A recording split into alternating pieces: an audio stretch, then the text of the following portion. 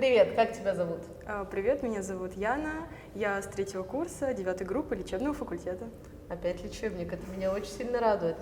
Мы с тобой находимся на кафедре физкультуры. Такой интересный выбор. Как ты связана со спортом? Я прямо вижу снаряды, что-то меня наводит на мысли. На самом деле я с самого детства занимаюсь спортом. Начала заниматься с 7 лет. Меня мама дала художественную гимнастику.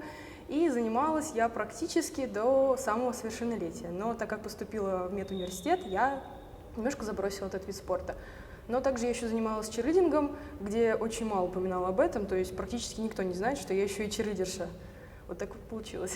Слушай, интересно. Я думала, черлидерша — это только что-то американское. Нет, вижу живьем что-то российское. Мне это безумно приятно.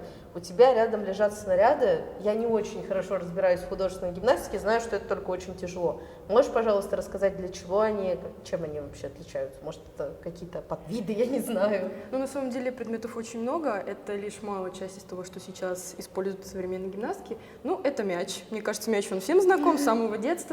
А вот эти две штучки называются булавами. Мы их берем в 2 руки и крутим в разные стороны, над головой, перед телом, кидаем, бросаем, ловим и так много чего делаем с ними. Слушай, скажи, вот тяжело научиться с ними работать, потому что вот кидаем, бросаем и ловим, это что-то очень страшное для меня, потому что я ловлю максимум кирпичом по голове.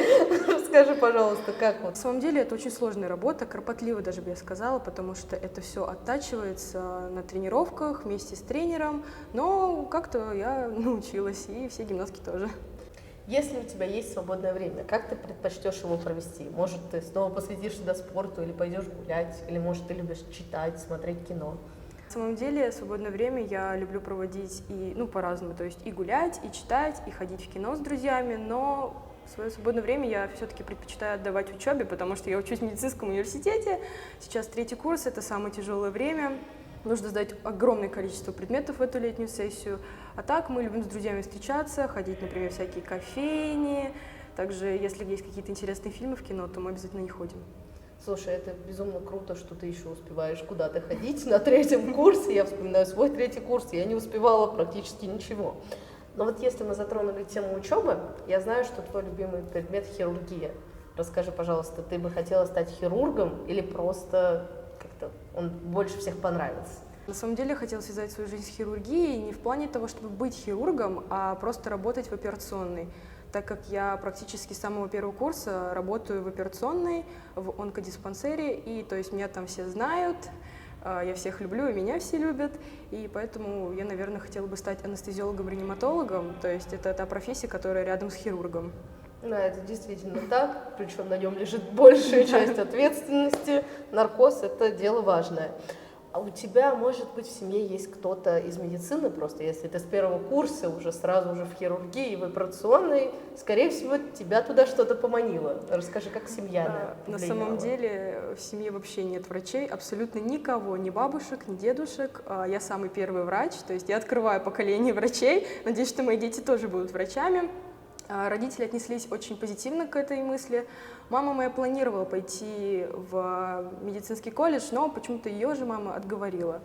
Вот. И как бы я хочу быть первооткрывателем в этой профессии.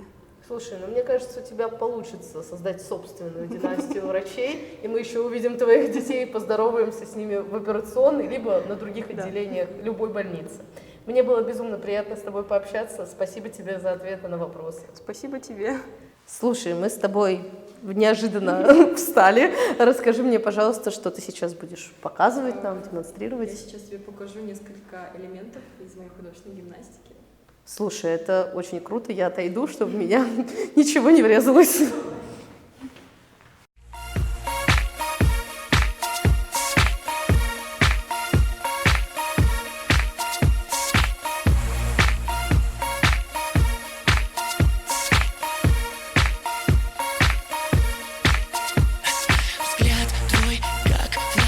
Что разжигает страсть, чья ты bad girl, кто тебя сюда привел, автограф свой ногтями на спине.